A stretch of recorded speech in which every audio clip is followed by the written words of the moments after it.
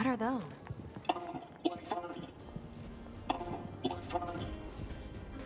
What the? Wow, this is weird. Balthazar Valentine. Regan Harper. So you've been playing NieR Automata. I sure have. NieR Automata. Automata. Automata. Automata. It's definitely how it's said. Tell us about it. Give us a bit of a synopsis of let's say the game in general. If I didn't know anything about NieR Automata, what would you say? So it is the latest game by the developer Platinum Games, which, if you know anything about them, means that it's a combat-heavy game. It's a game with a focus on a pretty deep and well-flowing combat system. It's set in sort of a post-apocalyptic setting. Earth, humanity has left. They've fled to the moon, and the planet was invaded by aliens who sent robots as their weapons to kind of cleanse all life from the planet. So the humans responded by sending androids to defeat the robots and make Earth habitable again. Brilliant. And that's sort of the setup. And yeah, as I said, very combat-heavy game. So, game mechanics-wise, can you give us a description of sort of how the combat works? Is it so there's a few different ways that the game is played, which is quite interesting. So the main one people would probably have seen ahead of time, it was also the one featured in the demo, is the classic Platinum third-person button-bashing combat system where you're taking on multiple enemies at once. There's a kind of lock-on system. You've got melee weapons and you're just sort of dashing at enemies, juggling them in the air, smashing them around, using finishing moves and just trying not to get hit. Another combat style in the game is like a twin-stick shooter.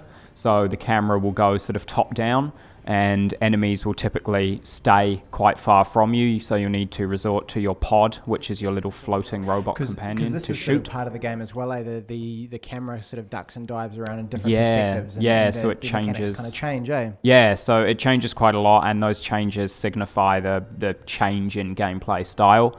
So other than the third-person sort of full camera control, you then do have, the top-down, which is where it shifts typically to a twin-stick shooter style where you're just aiming your gun with the right thumbstick and just shooting all around the screen to kind of try and deflect enemy projectiles and kill said enemies.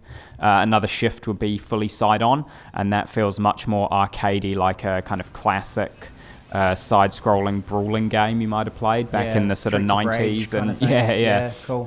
And then the final one is just a bullet hell style, which is where the camera's locked and you're in a flight unit, so a robot mech suit, and you are kind of traveling up the screen. So you can still move up, down, left, right, but enemies will come down from the top and you're shooting at them. So sort of like a Space Invaders. And then bullet hell elements to that, where the screen fills up with projectiles and you need to kind of dash around the screen to avoid them all. Cool. So there's a lot of different styles of game thrown in there, but they're not thrown in a disjointed manner. The changes signified by the camera angle makes them feel quite cohesive and like it all does click together really nicely. And it's not the kind of thing where it's jarring to have to sort of switch between control schemes? No, I mean, there's some times where it feels like it could have been executed slightly better. So an example is there are some boss fights where it's third person, then it will cut to the top-down angle where it becomes more twin-stick shooter style.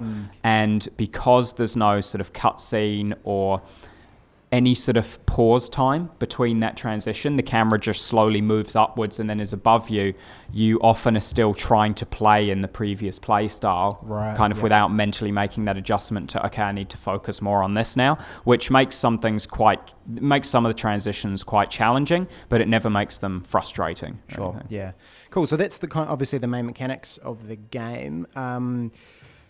Tell us about the story. So we know the basics of it being, post-apocalyptic and things. I guess obviously we want to steer away from spoilers, but is it, are there any kind of story tropes or is it something completely different? Yeah, so the first thing of note is that it is story-focused, which the reason why it's of note is because Platinum Games have always had stories, but the focus has always been the combat. And it feels like with NieR, they've shifted that focus to being more focused on the story now and still keeping the combat as the main drive and the main thing selling the game, and indeed, for the most part, the main device used to progress the story, but it feels very much like the story is front and center for this game, which is very interesting for a Platinum game.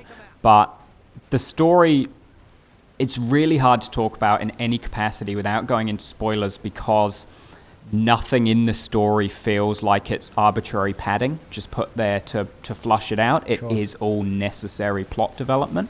So the most interesting thing to note about the story is that it's effectively broken into about 3 acts, but each act is actually presented to you as a new playthrough of the game. So effectively what that means is you think you've finished the game because the credits roll, and for all intents and purposes you feel like you're done, but then if you hit start game you actually shift into act 2 rather than starting the game over again. So different, and we talked about this on the podcast as well, you know, how that's kind of quite ballsy to do. And after finishing the 3rd act you unlock chapter select, where you can then choose what act you want to play through and jump to part way through acts or what have you. Yeah, so it sounds like it's enough to say that the story is good and it's done well. And that is a thing to note, I guess. That is something I do really want to say, is that the story is done well, so stick with it. Because there was a point where I felt the story was pretty piss poor, and that was after finishing Act 1. As I said, with the presentation of it coming to you as though you've just finished the game, it felt like the ending was extremely sort of sudden. That very little had been explained, and then I realised that it's because actually I'd only played a third of the game and all the exposition was still to come. So the story is good. It's quite deep, and it's not just presented to you as the narrative of this game. It is quite deep. It goes a lot into kind of an analysis of the human psyche and social conditioning and things. And would you say that's the sort of the focus of the game? Are those kind of... Almost, because without that understanding, the plot could just feel very throwaway. But at the same time, I don't think anyone could really play it and not see that is the focus of the game, because it is not in your face, because that's usually used as a negative connotation that someone's, throwing their agenda at you or something, but it's definitely immediately evident that the kind of philosophical ideas behind it are the reason for the story being told. Yeah, that's sounds really interesting. So I know we've had a few sort of things like that in the in the I guess the realms of entertainment recently, where it kind of with all those kind of questions. So it's kind of cool to see that in a game form. What about sort of the music and art style? Is there much of note there to kind of... Yeah, so not so much with the art style. It does do an interesting thing, which is whenever you're in a particular area or whenever a particular event is taking place, it goes grayscale. It removes all the colour, and the game becomes grayscale. So that's kind of an interesting artistic shift in the palette and in the presentation. But other than that, the art style is very generic console game art style of we're going for realism, but there are system limitations. So it's just that generic, acceptable level of visual fidelity kind of thing. This grayscale thing's interesting. Is that kind of like they do that at certain times for... Yeah, so there's an area called the bunker. Every time you go there, all colour is removed. And there's also certain points throughout the story, typically points where machine presence is very high, where color drains out as well. Other than that though, that's a palette differentiation rather than a complete change in style. Because often in games where you're like, perhaps if there's like a threat indicator or you're detected by the enemies or whatever, music is the big thing that indicates you. Like, you hear it like ba ba ba ba ba ba. And never have I seen it done with color. Not often and palette. Visual cues, no. But audio-wise as well, that is something of note. The soundtrack is really good. It's a phenomenal soundtrack. I'm not sure who it's done by, but the thing that's the most interesting about it, I think, is that it's a Japanese-developed game, but the soundtrack is entirely comprised of tracks with vocals, and the vocals are not in Japanese. They're also not in English. They seem to be in some sort of Eastern European language, which it really fits the aesthetic of the world. And so it seems like it was definitely a conscious choice, like this is the sort of sound we want to go for, but it's just quite odd to think about that the music is by a nation that is neither the intended audience nor the developer country. I wonder if it's just like some random kind of made up language they've come up with. It could be. Yeah. I don't know. I have no idea. It sounds sort of Yeah, like I said, Eastern European sort of areas. Interesting. Yeah, no, but it is a really good soundtrack. Now, the only other thing I wanted to ask you about was you mentioned something kind of weird about the trophies in the game. But obviously, PlayStation, you earn achievements or trophies, and this one's a little bit different. Yeah, so you still earn trophies as you play through, but people out there who maybe are a bit OCD, they're compulsive trophy collectors, they need to see that 100%, but, don't like having to often grind games for that completion. That's a weird statement to make, eh? Like, people love trophies, but they don't want to go out and earn them. Yeah.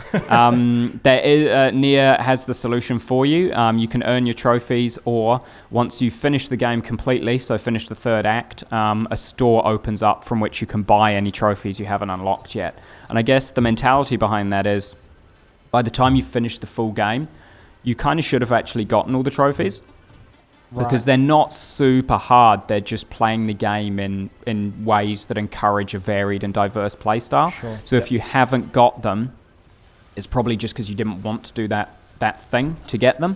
And so the game's not going to force you to go and do that thing if you don't want to. You can just buy the trophy unlock from a store. And when we say buy, you mean actually put in your credit card details and buy with real money? No, we mean in-game right, currency. Okay, cool. That makes me feel loads better about that. So that is, I think it was 50,000.